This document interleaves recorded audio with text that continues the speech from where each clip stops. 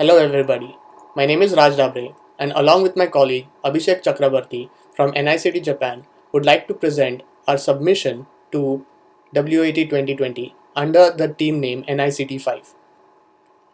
We participated in the NICT SAP task and the Indic languages task.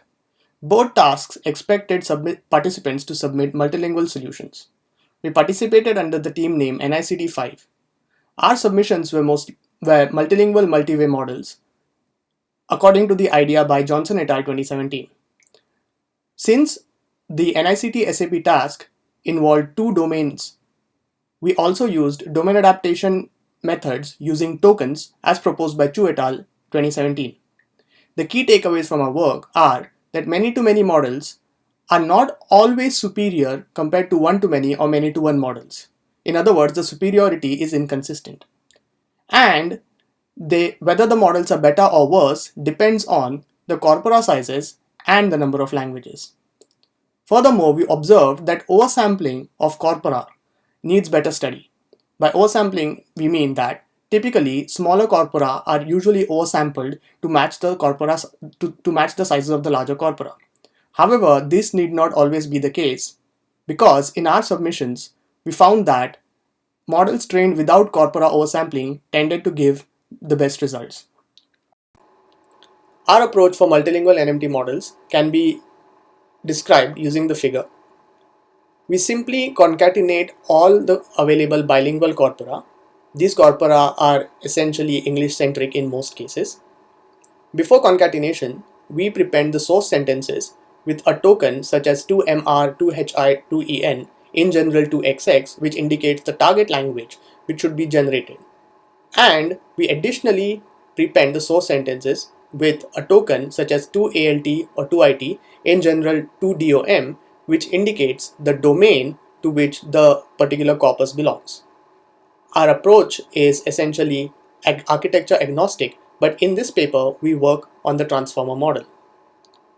For our submissions, we used the official corpora provided by the organizers. For the NICT SAP task, for training, we used the Asian Language Tree Bank corpora belonging to the Wikinews domain, also known as ALT. We also used the KDE4, GNOME and Ubuntu corpora from Opus for the software documentation domain, also known as IT. 4 Asian languages involved are Hindi, Indonesian, Malay and Thai. The table above gives the statistics for the individual Asian language to English corpora for the two different domains that we worked on. As for the Indic languages task, there were 7 Indic languages: Bengali, Gujarati, Hindi, Malayalam, Marathi, Tamil and Telugu. All corpora were English-centric. The table above gives the statistics for the train, dev and test splits. The training corpora came from the PIB and PMI corpora, where the PMI corpora were filtered by the organizers to prevent overlap with the evaluation corpora. We performed some pre-processing such as subword segmentation, where we used 32,000 subwords, leading to a joint multilingual vocabulary for our NMT models. We prepended the source sentences with the 2XX tokens to indicate the target language and the 2DOM token to indicate the target domain. Note that the 2DOM token was only used for the NICT SAP task because it involves two domains for evaluation. We also performed oversampling, which is optional. By oversampling, what we mean is we simply oversample the smaller corpus n times, where n is the ratio of the largest corpus size to the smaller corpus size. For our implementation, we implemented our methods in Tensor to Tensor version 1.14. We trained transformer big models with the single GPU version of the hyperparameters. The hidden filter sizes were 1024 and 4096. And all of our experiments were trained using Tesla V100 GPUs. We trained till convergence on the joint development set SacreBlue. We decoded our test sets with a beam size of 4 and a length penalty of 0.6. Of course, these can be tuned, but we leave that for future work. We only trained many-to-many neural machine translation models involving all languages for each task, as well as all domains, depending on which task we are doing. Because the NICT SAP task involves a multi-domain evaluation, but the Indic task involves only one domain. Now let's look at the results. First, we show the results for the NICT SAP task. The table contains blue scores on the test sets for English to Asian language and Asian language to English translation. With regards to some notations, OS indicates whether oversampling was used or not. ALT and IT indicate whether the test set belonged to the Wikinews or the software documentation domain, and asterisk or star marks those scores that do not beat the organizer's baselines. Just to recap, the organizer's baselines were one-to-many or many-to-one models, but our models are many-to-many models. Now there are some key takeaways. The first being that models trained without oversampling the smaller corpora give the best results because the corpora sizes that were used for training our many-to-many models are not extremely skewed. In other words, there is no corpus that is extremely small in size and there is no corpus which is relatively larger in size. Secondly, one possible explanation for why oversampling is not useful is because oversampling often increases the chances of overfitting to a particular language pair, which of course decreases translation quality.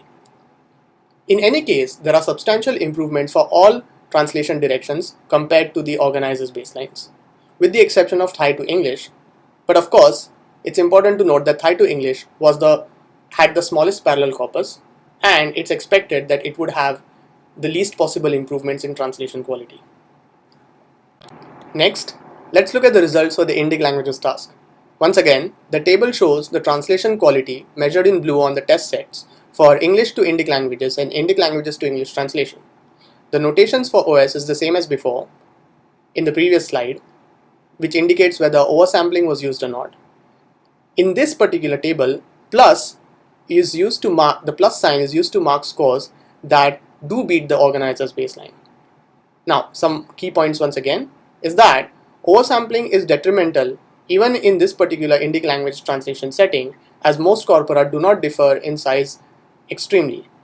Secondly, translation into Dravidian languages and Marathi is really poor regardless of multilingualism. These are very agglutinative languages and have rich morphological features. It is expected that translation quality into these languages will be poor, and future work, we hope, will focus more on these languages. Finally, many-to-many models do not beat the organizer's models, which are one-to-many or many-to-one. Now, these observations are in line with some previous observations made by Aharoni Plus in their massively multilingual paper. According to us, our many-to-many models do not beat the one-to-many and many-to-one models because, unlike the NICT SAP task, we have more translation directions. And previous works have shown that increasing the number of translation directions does tend to have a negative impact on the individual language pairs translation quality. In conclusion, we have observed that many-to-many models are not always superior to the one-to-many or many-to-one counterparts. And this inconsistency of superiority depends on the number of languages primarily. Secondly, oversampling of the smaller corpora is not always helpful. This is because in our settings for the tasks that we participated in, the training corpora do not vary in size by extreme amounts. In the future, we would like to try to use some kind of specialized feed-forward layers known as adapter layers, which are known to work according to some previous researchers. We also want to try to use back translation using existing large monolingual corpora, as well as try some massively multilingual pre-training using Indic corpora. Thank you for listening to my talk. If you have any questions, please reach out to me or my co-author.